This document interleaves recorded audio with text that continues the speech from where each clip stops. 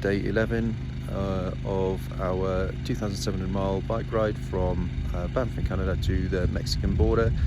Today was a bit of a mixed bag, but a good day overall, real positive. We started off having to conquer Fleecer Mountain and the very famous drop, or Fleecer Ridge drop, or whatever you want to call it, which was just a sheer, well, that's what it is, a drop.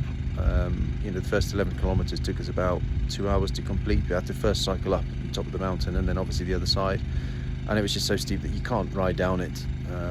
And even in a hand bike, I've got 3 wheels, 3 brakes. I was on all the brakes, thank goodness that my front brake was working, because I was hanging on them, and even then I was still just skidding down the mountain. Very dangerous, but luckily I had the 2 guys in support. Jimmy sort of anchoring at the front, and Bill at the back, just obviously slowing down enough so that we can get down there. So it's like a good team effort to make it down.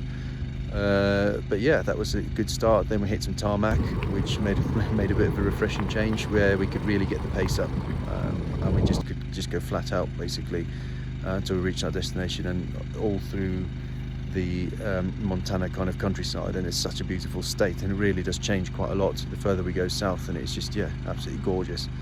So we finished today just outside of a ghost town called Banff. So in a little campsite here, just had a deer walk through a minute ago, which was very nice. We just visited the ghost town itself, which was built in like the late 1800s, I think, and it's obviously as per it was back then. Very interesting. So the only frustration for today was the hand bike on tarmac.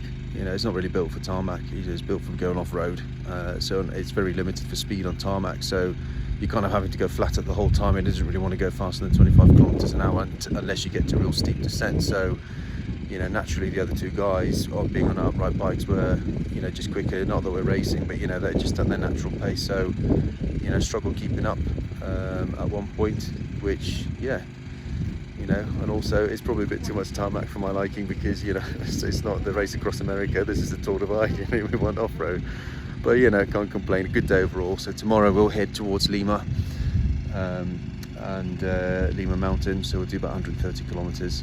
So yeah, catch you then.